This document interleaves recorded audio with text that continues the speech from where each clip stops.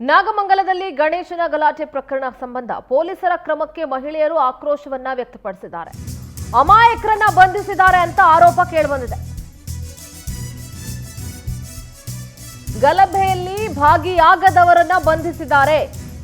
ಮಲಗಿದ್ದವರನ್ನ ರಾತ್ರೋರಾತ್ರಿ ಎಳೆದೊಯ್ದಿದ್ದಾರೆ. Power TV ಜೊತೆ ಅಳಲನ್ನ ತೋಡ್ಕೊಂಡಿದ್ದಾರೆ ಒಂದಷ್ಟು ಜನ ಮಹಿಳೆಯರು. ನಾಗಮಂಗಲದಲ್ಲಿ ಗಣೇಶನ ಗಲಾಟೆ ಪ್ರಕರಣ ಸಂಬಂಧ ಪೊಲೀಸರ ಕ್ರಮಕ್ಕೆ ಅಲ್ಲಿನ ಒಂದಷ್ಟು ಜನ ಮಹಿಳೆಯರು ಆಕ್ರೋಶ ವ್ಯಕ್ತಪಡಿಸ್ತಾ ಇದ್ದಾರೆ. ಪವರ್ ಟಿವಿ ಜೊತೆ ಅಳಲನ್ನ ತೋಡ್ಕೊಂಡಿದ್ದಾರೆ ಮಹಿಳೆಯರು. ಅಮಾಯಕರನ್ನ ಬಂಧಿಸಿದ್ದಾರೆ ಅನ್ನುವಂತಹ ಆರೋಪ ಕೇಳಿ ಬಂದಿದೆ. ನೋಡಿ, ಒಂದು ಕಡೆ ಸುಮಾರು 13ರಿಂದ 14 ಅಂಗಡಿಗಳನ್ನ ಸುಟ್ಟು ಹಾಕಿದ್ದಾರೆ. 2 ಗುಂಪುಗಳ ನಡುವೆ ನಡೆದಂತಹ ಘರ್ಷಣೆ ಇದು. ನೋಡಿ ಯಾವ ರೀತಿ ಇದೆ ಅಂತ ಈಗಿನ ಪರಿಸ್ಥಿತಿ. ಎಷ್ಟು ಸುಟ್ಟು ಕರಕಲಾಗಿದೆ ಅಂಗಡಿಗಳು, ಅಲ್ಲಿದ್ದಂಥ ವಸ್ತುಗಳು. ಬಟ್ಟೆ ಅಂಗಡಿ ಸುಟ್ಟು ಹಾಕಿದ್ದಾರೆ, ಇನ್ನು ಬೇರೆ ಬೇರೆ ಅಂಗಡಿಗಳನ್ನೆಲ್ಲ ಸುಟ್ಟು ಹಾಕಿದ್ದಾರೆ. ಟೈರ್ಗೆ ಬೆಂಕಿ ಹಚ್ಚಿದ್ದಾರೆ.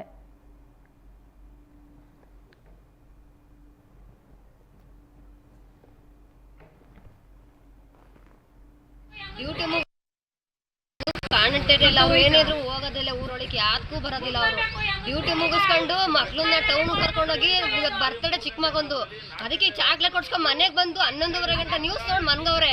1 ಗಂಟೆಲಿ ಬಂದ್ಬಿಟ್ಟು ನೀವು ಇಕ್ಕಿದ್ ಬನ್ನಿಲಿ ಇಕ್ಕಿದ ಚಡ್ಡಿಲಿ ಎಳ್ಕೊಂಡೋಯ್ತಾರ ಸರ್. ಕಾಲ ತೆಗ್ದು ಈಸ್ಕೆಸ್ತಾವ್ರೆ ನಮ್ಮ ಮನೆಯವ್ರನ್ನ. ಮನೆ ಒಳಗೆ ಮನೆಗಿರೋನ್ನ ಕಾಲ ತೆಗ್ದು ಈಸ್ಕೆಸ್ಬಿಟ್ರೆ ಅದು ಶುಗರ್ ಪೇಷಂಟ್ ಏನಾದ್ರು ನಡೆದಿದೆ. ಶುಗರ್ ಮೇಲೆ ಏನ್ ಮಾಡ್ತಾರೆ ಸರ್ ಅವರು?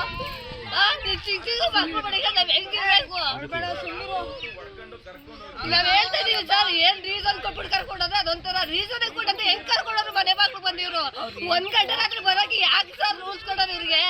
ಸುಮ್ಮನೆ ಮನೆಗಿರೋಕೆಲ್ಲ ಹಿಂಗ್ ಮಾಡ್ತಾರ. ಚಿಕ್ಕ ಮಕ್ಳು ಕರ್ಕೊಂಡು ನಾವೆಲ್ ಮಾಡ್ಬೇಕು? 3 ಗಂಟೆ ರೋಡಲ್ಲಿ ಇರ್ತಿದೀವಿ. ನಮ್ಮ ಮನೆ ಬರ್ತದೆ 5 ನಿಮಿಷ ಗಡಬ ಕಳಿಸ್ತೀವಿ ಅಂದು 5 ನಿಮಿಷ ವೇಟ್ ಮಾಡೋದ.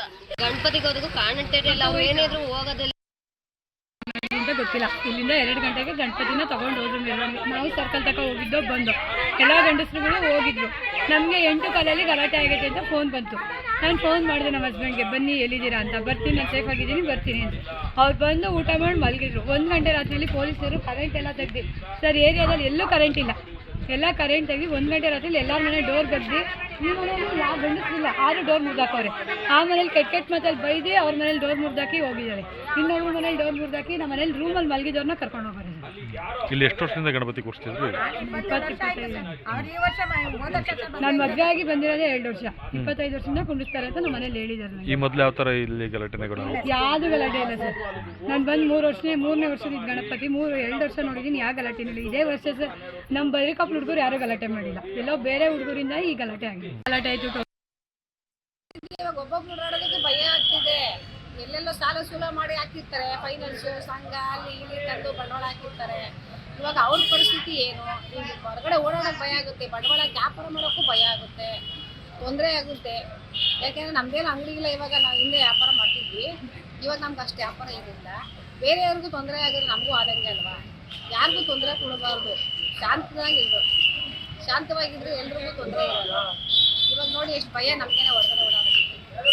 ಈ ಥರ ಮೊದಲು ಯಾವಾಗಲಾರ ಆಗಿತ್ತಾ? ಆಗಿತ್ತು ಹಿಂದೆ. ನಾನೊಂದು 11 ವರ್ಷ ಹುಡುಗಿ ಏನಪ್ಪ, ಅವಾಗ ಆಗಿತ್ತು. ತುಂಬಾ ಗಲಾಟೆ, ಇದಕ್ಕಿಂತ ಜಾಸ್ತಿ ಆಗಿತ್ತು. ಒಂದು ಹುಡುಗನೂ ಕೊಲೆ ಆಗಿಲ್ಲ. ಓಕೆ. ಪಾಪಣ್ಣಿ ಅಂತ ಗಾಣೇಶ ಹುಡುಗ. ಈಗ ನೀವು ನೋಡಿದಾಗ